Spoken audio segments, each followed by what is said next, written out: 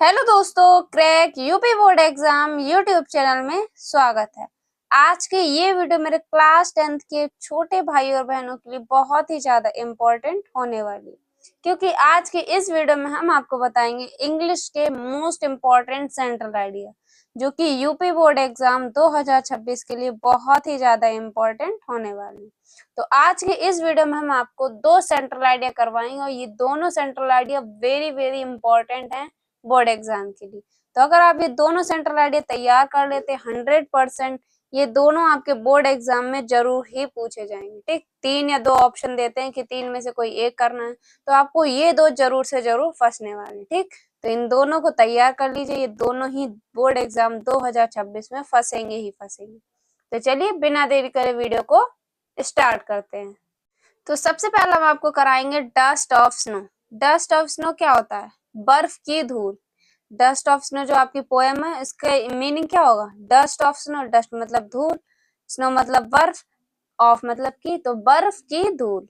ठीक, तो ये पोएम बहुत ही ज्यादा इंपॉर्टेंट है, डस्ट ऑफ स्नो। इसका central idea very very important है। ठीक, तो सबसे पहले हम लोग पढ़ेंगे डस्ट ऑफ स्नो का सेंट्रल आइडिया। ठीक, तो dust of snow, the poem dust of snow is very beautiful poem. जो बर्फ की धूल पोएम है, मतलब कविता, बहुत ही सुंदर कविता। और इसके पोएट कौन है डस्ट ऑफ स्नो के? तो रॉबर्ट फ्रॉस्ट। याद रखिएगा, डस्ट ऑफ स्नो के पोएट कौन है? Robert Frost. ठीक, क्योंकि इससे आपका क्वेश्चन एमसीक्यू में बन जाता है। आपसे पूछ लिया जाए कि डस्ट ऑफ स्नो के पोएट कौन है, तो रॉबर्ट फ्रॉस्ट। तो जितनी भी आपकी पोएम है, उनके सबके आपको राइटर तो याद होने ही चाहिए। बाकी जो इम्पोर्टेंट है वो तो हम आपको बताएंगे। फिलहाल सबके आपको क्या पता होने चाहिए? पोएट पता होने चाहिए। जैसे कोई चैप्टर तो इसके आपको राइटर पता होने चाहिए, और पोएम वगैरह तो इसके राइटर पता हो, वो मतलब पोएट पता होने चाहिए। ठीक, तो क्योंकि इससे आपका एमसीक्यू क्वेश्चन बनता है। ठीक, तो क्या है poem? The poem dust of snow is very beautiful poem. जो बर्फ की धूल कविता है, किसकी कविता है? रॉबर्ट फ्रॉस्ट की। तो रॉबर्ट फ्रॉस्ट की जो बर्फ की धूल कविता है, बहुत ही सुंदर कविता है। और रॉबर्ट फ्रॉस्ट ने इस कविता में बताया, क्या बताया? तो पढ़ेंगे आगे। Poem of Robert Frost, in this poem the poet tell about. इसमें पोएट जो है रॉबर्ट फ्रॉस्ट, उन्होंने कहा है कि कभी कभी ऐसे क्षण होते हैं, मतलब इसमें लिखा है कि tells that sometimes certain moments which are simple have large impact. मतलब कभी कभी ऐसे क्षण होते हैं जो साधारण होते हैं, पर क्या करते हैं? बड़े प्रभाव डालते हैं। मतलब कुछ छोटे पल होते हैं, पर क्या करते हैं? पर बड़ा प्रभाव डालते। तो इसमें यही कहना चाह रहे, क्या कहना चाह रहे रॉबर्ट फ्रॉस्ट? ये कहना चाह रहे हैं कि टेल्स दैट समटाइम सर्टेन, मतलब कुछ ऐसे क्षण होते हैं विच आर सिंपल, मतलब वो साधारण होते हैं, पर कैसा? लार्ज इम्पैक्ट डालते हैं। हैव लार्ज इम्पैक्ट, मतलब जो साधारण होते हैं पर क्या करते हैं? बड़ा प्रभाव डालते हैं। They can change the mood और life of a person life. अब इसमें क्या कह रहे हैं? किसी व्यक्ति के मूड में या जीवन को बदलने, हम क्या कर सकते हैं? बदल सकते हैं। मतलब दे कैन चेंज मूड और लाइफ, मतलब वे क्या करता है? इसमें पोएम जो पोएट है वो क्या कह रहे हैं कि they can change the mood और life of a person life, मतलब कोई व्यक्ति है उसका मूड भी चेंज कर सकते हैं और लाइफ भी, क्या कहते हैं, जीवन भी बदल सकते हैं। तो जैसे इसमें क्या कहा कि the crow changed mood off poet in poem.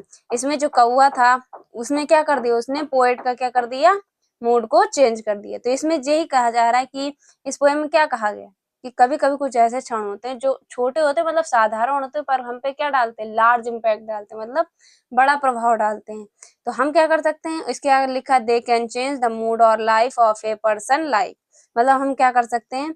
हम किसी व्यक्ति के मूड या जीवन को बदल सकते हैं। अगर हम चाहें तो हम किसी के मूड और जीवन को क्या करते हैं? बदल सकते हैं। जैसे the crow changed mood off poet in poem, जैसे इसमें किसने बदला था? कौवे ने पोएट का मूड बदल दिया था। ठीक, तो ये थी आपकी डस्ट ऑफ स्नो का सेंट्रल आइडिया। बहुत ही सिंपल और आसान शब्दों में हमने आपके लिए बताया, और बहुत ही छोटा है, आराम से आप इसमें लिख के फुल मार्क्स गेन कर पाएंगे। ठीक, तो ये सेंट्रल आइडिया बहुत ही ज्यादा इंपॉर्टेंट है, इसको आपको तैयार करना है। दूसरी है आपकी fire and ice. Fire and ice बहुत ही ज्यादा इंपॉर्टेंट है, जितनी आपकी डस्ट ऑफ स्नो उतनी ही आपकी फायर एंड आइस। ये दोनों सेंट्रल आइडिया अगर आप तैयार कर लेते हैं 100%, 2026 में 100% छपेंगे ही छपेंगे। ठीक, आपके इंग्लिश के कितने सेट बनते हैं? 7 सेट बनते हैं। 7 में से 3 से 4 आपको फायर एंड आइज मिलेगा ही मिलेगा। ठीक है, क्योंकि ये बोर्ड एग्जाम में ऐसे ही पूछा जाता है, तो इन दोनों सेंट्रल आइडिया को आपको तैयार कर लेना है। ठीक, तो चलिए पढ़ते हैं। The poem fire and eyes is very beautiful poem Robert Frost is very beautiful of poem Robert Frost. तो इसके राइटर कौन, मतलब पोएट कौन है? इनके पोएट हैं Robert Frost. Dust of snow के भी रोबर्ट फ्रॉस्ट हैं और फायर एंड आइज के भी रोबर्ट फ्रॉस्ट हैं। ठीक, तो दोनों के क्या हैं? Robert Frost. याद रखिएगा, पोएट आपको याद होना ही चाहिए। ठीक, तो इसमें क्या कहा गया है कि the poem fire and eyes is very beautiful poem, मतलब आग और बर्फ जो पोएम है रॉबर्ट फ्रॉस्ट की, बहुत ही सुंदर कविता है। ठीक, उसके बाद लिखा है in this poem the poet equates fire with desire. इसमें जो कवि हैं वो कह रहे हैं कि इस कविता में कवि ने आग को इच्छा और बर्फ को क्या माना है? बर्फ को माना है, बर्फ को घृणा माना है। देखिए इसमें लिखा हुआ है कि इन this poem the poet equates fire with desire and ice with hate. Fire को क्या माना? इच्छा, मतलब डिजायर का मीनिंग क्या होता है? इच्छा। एंड आइस विद हेट, और आइस को क्या माना? मतलब बर्फ को क्या माना? घृणा। ठीक, तो इसमें इस कविता में जो कवि हैं उन्होंने फायर को डिजायर माना और आइस को हेट माना, मतलब फायर आग को इच्छा माना और बर्फ को घृणा माना। उसके बाद लिखा है both of these are growing with speed, और ये दोनों ही बहुत तेजी से बढ़ रहे हैं, मतलब इच्छा और घृणा दोनों ही बहुत तेजी से बढ़ रहे हैं। उसके बाद लिखा है कि if we don't stop them from growing the world will end, मतलब इफ बी, अगर हम don't stop them from going, अगर हम इसे बढ़ने से रोकेंगे नहीं तो द वर्ल्ड विल एंड, मतलब दुनिया क्या हो जाएगी? खत्म हो जाएगी। इसमें यही लिखा है कि if we don't stop them from growing the world will end, अगर हम इसे बढ़ने से नहीं रोकेंगे, क्योंकि इसमें जो फायर है उसे क्या माना है? इच्छा, और इच्छाएं भी बहुत तेजी से लोगों की बढ़ रही हैं। आइस विद हेट, और घृणा भी बहुत तेजी से बढ़ रही, मतलब इन्होंने क्या करा? कंपेयर किया आग को किससे? इच्छा से कंपेयर किया है, और आइस को किससे करा है?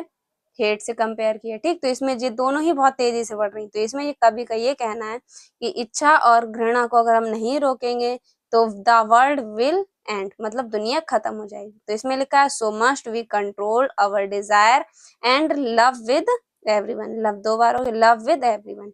इसमें कहा कि अगर हम अपनी इच्छाओं, अवर मतलब लिखा so we must our desire, मतलब इच्छाओं पर कंट्रोल, और सबके साथ क्या करना होना चाहिए? प्रेम से रहना होना चाहिए। ठीक, तो इसमें यही कहा गया है। इसमें कहा क्या गया? इसमें जी कविता बहुत ही अच्छी और मोटिवेशनल पोएम है, अगर आप इसको समझेंगे तो बहुत ही मोटिवेशनल पोएम है। इसमें क्या कहा गया है कि जो रॉबर्ट फ्रॉस्ट कवि, मतलब कवि हैं, उन्होंने फायर को डिजायर माना और आइस को हेट माना। इच्छा और घृणा, मतलब इन्होंने इच्छा और घृणा के बारे में बहुत ही अच्छी पोएम बनाई है। इसमें कहा है कि ये दोनों ही बहुत तेजी से स्पीड, मतलब both of these are growing with speed, बहुत ही तेजी से बढ़ रही हैं। तो इसमें लिखा है if we don't stop them from growing, मतलब इसे हमें रोकना होगा, वरना तो क्या होगा? द वर्ल्ड विल एंड, मतलब दुनिया क्या हो जाएगी? खत्म हो जाएगी। तो so we must control our desire, तो हमें क्या करना होगा? अपनी जो इच्छाएं हैं उस पर कंट्रोल करना चाहिए और सबके साथ प्रेम करना होना चाहिए। ठीक, तो ये पोएम बहुत ही इंटरेस्टिंग, और ये दोनों ही सेंट्रल आइडिया बहुत ही अच्छे हैं। तो आई होप आपको ये दोनों सेंट्रल आइडिया बहुत ही अच्छी तरीके से समझ में आ गए होंगे। तो इन दोनों पोएम को क्या करना है? आपको तैयार कर लेना है। इसकी कहानी क्या थी? डस्ट ऑफ स्नो में आपको जो इसमें जो कौवा है उसने क्या करा? पोएट मतलब जो कवि था उनका चेंज, इसमें कहा गया है कि छोटे छोटे मतलब जो साधारण पल भी होते हैं वो भी कभी कभी लार्ज इम्पैक्ट डालते हैं। तो इसमें जो कौवा है उसने किसका मूड चेंज किया था? कवि का। ठीक, तो इसमें जो क्या है इसमें कवि कि हम भी छोटे छोटे जो साधारण पल होते हैं उस पर वो क्या करते हैं? लार्ज इम्पैक्ट डालते हैं, तो हम किसी का भी मतलब मूड और जीवन बदल सकते हैं। तो इसमें किसका मूड बदला था? कौवे ने कवि का मूड बदला था। इसी टाइप से फायर एंड आइज में क्या था? फायर एंड आइज में इच्छा और घृणा के बारे में बात की थी। जो आग को इन्होंने कवि ने क्या कर दिया था?